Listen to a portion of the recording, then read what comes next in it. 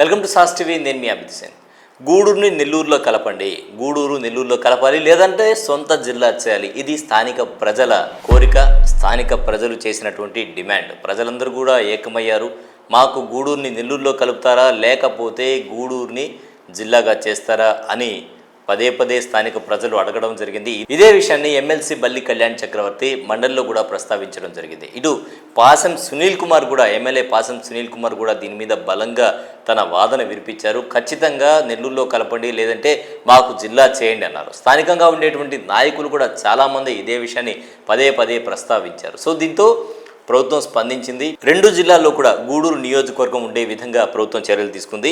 నెల్లూరులోకి గూడూరు, చిల్లకూరు, కోట మండలాలను కలుపుతూ, అలాగే తిరుపతిలో వాకాడు, చిట్టమూరు ఉండే విధంగా ప్రభుత్వం నిర్ణయం తీసుకుంది. దీంట్లో అయితే ఒక చిన్న కారణం లేకపోలేదు.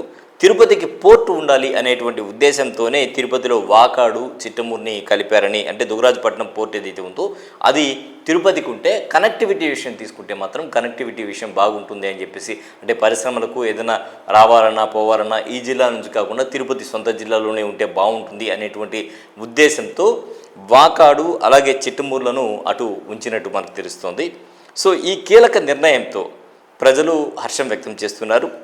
అలాగే కలువాయి, రాపూరు, సైదాపురం వీళ్ళు కూడా ధర్నాలు చేశారు, రోడ్ల మీదకి వచ్చారు. మమ్మల్ని ఖచ్చితంగా నెల్లూరులోనే ఉంచాలి అని పదే పదే చెప్పిన నేపథ్యంలో సింహపూర్లోనే కలువాయి, రాపూరు, సైదాపురం ఉండే విధంగా ప్రభుత్వం నిర్ణయం తీసుకోబోతున్నట్టు మనకైతే తెలుస్తోంది.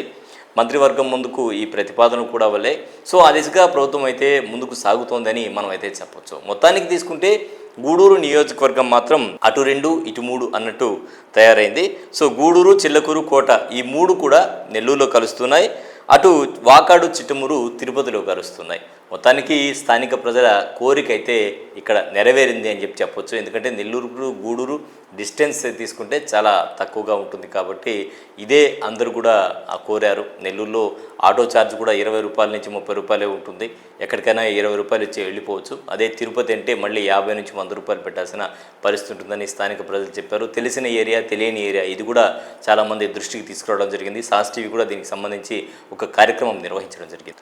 సో ఇదంతా జరిగి మొత్తానికి ఈ నెల 31వ తేదీ తుది నోటిఫికేషన్ వచ్చేటువంటి అవకాశం ఉంది. ఇదే జరిగితే వెంకటగిరి, గూడూరు నియోజకవర్గాలు, ఇటు నెల్లూరు, అటు తిరుపతిలో వీటిలో కొన్ని భాగాలు ఉండేటువంటి అవకాశం ఉంది. సైదాపురం పరిస్థితి మాత్రం ఇంకా తెలియాల్సి ఉంది. సైదాపురంని ఏం చేయబోతారో అనేది అయితే మొత్తానికి తెలియాల్సినటువంటి అవసరం ఉంది. మొత్తానికి ఏది జరిగినా కూడా 31వ తేదీ తుది నోటిఫికేషన్ వచ్చేటువంటి అవకాశం అయితే మనకు తెలుస్తోంది. ఇది వాటి స్పెషల్ రిపోర్ట్. మరో స్పెషల్ రిపోర్ట్లో మళ్ళీ కలుద్దాం. అంతవరకు సెలవు. నమస్కారం. 2 BHK ప్లాట్లు గృహ ప్రవేశానికి సిద్ధంగా ఉన్నవి. కేవలం 2 లక్షలు కట్టి మీ ప్లాట్ రిజిస్ట్రేషన్ చేసుకోండి. SBI అప్రూవల్ కలిగిన అపార్ట్మెంట్. మా ప్రత్యేకతలు: మోడర్న్ ఎలివేషన్, విశాలమైన common area, 100% vastu, generator backup, solar fencing, bank loan సదుపాయం కలదు. బుకింగ్స్ కొరకు సంప్రదించండి Srikala park towers, Annamayya circle, Hanuman junction ఎదురుగా, నెల్లూరు.